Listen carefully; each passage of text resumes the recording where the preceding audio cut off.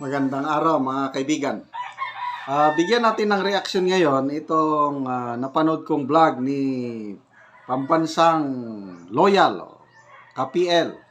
Isa sa mga hinahanga natin na DDS vlogger. Nahuli cam. Sabi niya, nahuli cam na naman ang PBBM admin sa ginawang pagwawaldas pera ng taong bayan. Ang daming naghihirap, ang daming nagugutom, ginagastos lang nila ang pera ng tambayan sa ganitong gawain. So, ano ito? Hindi daw binalita sa mainstream media eh.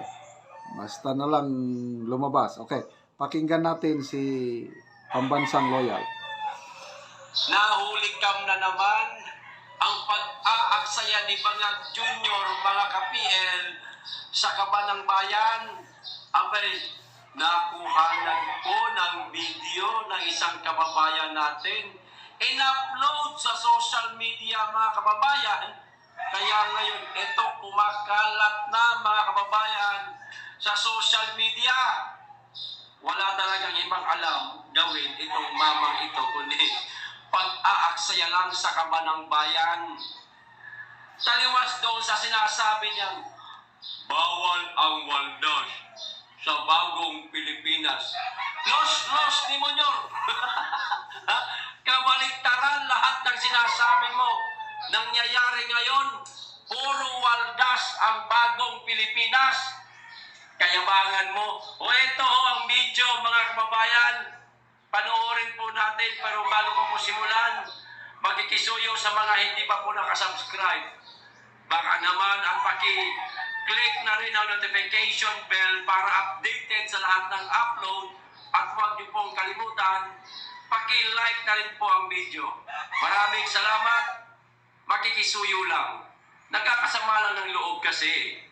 Imbis na, etong ginagawa nilang pag-aaksaya ng pera, ipunin na lang nila ng ipunin, itulong nila sa ating mga kababayan na meron pong mga sakit, walang kakayahan na bumili ng mamahaling gamot kasi nga walang pera. Inaaksaya lang nitong bangag na ito, mga kababayan, milyones po ang halaga nito. O eto na ho yung video, panoorin na po natin.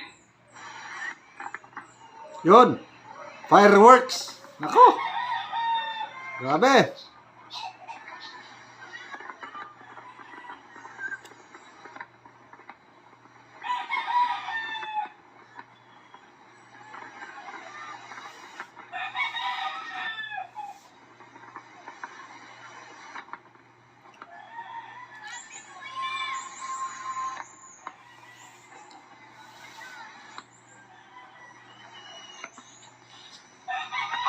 Marcos, Pacquiao.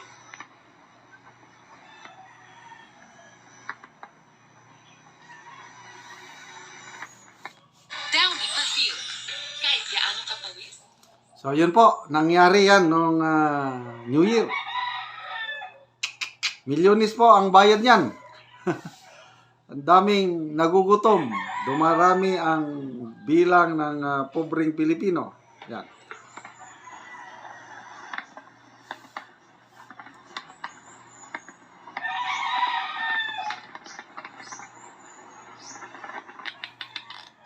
Nangyari po ito, mga kababayan, sa lubong po nung bagong taon. Hindi naman na bagong bagay ito sa kanila. Every time na magkaroon ho sila ng bisita dyan sa malaking bahay, meron di umanong mga salubong na ganito. Paputok, mga kababayan, sa isang taon, makailang beses po nila ito ginagawa. Maliban po sa mga paputok niyan, siyempre, mga masasarap na pagkain, mamahaling pagkain na hindi po afford ng ating mga kababayan, maging tayo mismo, na sila lang po ang may kakayahan na makakain ng ganong klaseng masasarap na pagkain kasi nga syempre nasa kanila po ang pondo mga kababayan Samantalang tayong mga mahihirap, nagtsatsaga sa kung ano lang ang merong maihahain natin Ayan, sa mga ganitong klaseng event, New Year man o Pasko, sila, kahit hindi Pasko, kahit hindi bagong taon, mga kababayan, laging masarap ang kinakain, hindi marunong mahiya. Samantalang noong panahon ni Pangulong Duterte, walang ganito, mga kababayan. Kumakain sila pritong tilapia, merong sitaw, merong kangkong. Ganun lang kasimple kasi nahihiya ang dating Pangulong Duterte na gumasta ng gumasta sa kamanang bayan dahil hindi niya di umano ito pera. Pera ito ng taong bayan. Pero itong mama na ito, mga kababayan, ang kapal po ng apog ng... So, malaki pong kaibahan. Ang ating presidente, hindi nagdaan sa hirap eh. Mayaman ang pamilya nila. Hindi niya naranasang magutom. Kaya, ganyan na lang. Kung gumastos, grabe, ang daming naghihirap ngayon. Okay? Sa survey ng SWS, ang self-rated poverty, itong last quarter ng 2024, tumaas 63%. Isa na sa pinakamataas na antas sa, I think, 2004 ata noon. 64% ang self-rated poverty. Ngayon, bumabalik na. Yung hirap ng buhay, taas ng presyo ng bilihin. Grabe. Tapos sila, the powers that be, pag gumastos yan, millions ang bayad yan, yung mga fireworks na yan, mahal yan.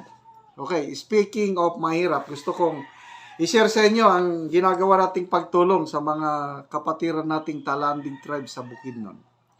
Wala na nga silang makain, bahay nila tumutulo pa. Grabe, palaging ulan doon sa bundok. Pag umulan, hindi na sila makatulog ng... Hindi, hintayin nila nga ano. So, salamat sa inyong panonood.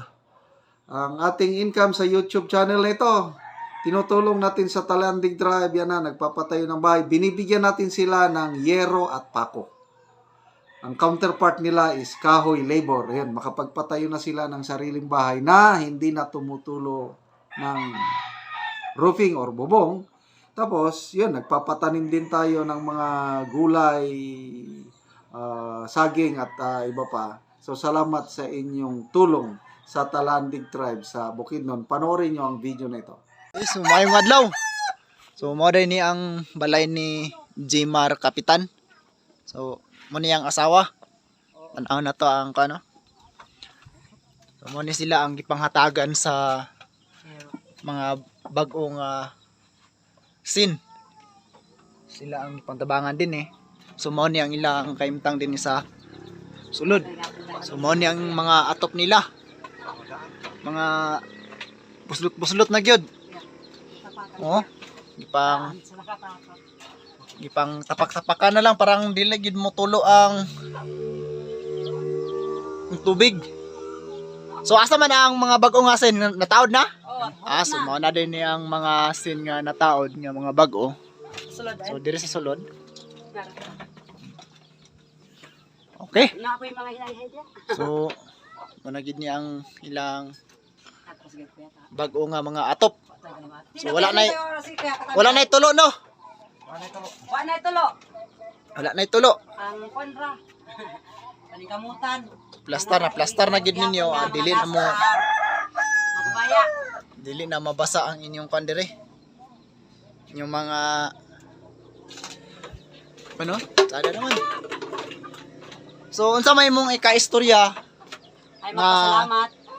na moy na bag-o na inyong atop ninyo, hataga na mo og yero, na bag-o nang inyong mga kuan, nawala na to mga buslot. So unsa man imong mga istoryan? Ay magpasalamat sa Ginoo nga naay moabot nga gasa sa kuan. Panahon nga nabang na 2025 na 2025 na karon na ay nag-abot nga agtabang. So unsa pagyud? Ay mag kuan kanang daghan salamat gyud sa nagtabang sa amoa. So pasalamati ang YouTube channel nga Ay oh. sila ang nagahinong nagakuan anong natabangan mo? Ay magpasalamat sad mi ni sir nga mo'y nagtabang sa amo Sa YouTube. Ah, Sa YouTube po na nakita niyo yung mga video ay oh. para isa po sa nakatabang sa inyo Oh. So, di na mo matuluan. Dili na. Kay G-Mars nga kapitan. G-Mars no? Gmar. G-Mar kapitan. So tanaw na to ang gawas mo ni ang makita sa layo. So nanay kabaguhan ay nabalhin. So di na pareha sa una nga nagatulo pa. Dagan buslot. So, nabalhin na gyud. Oh.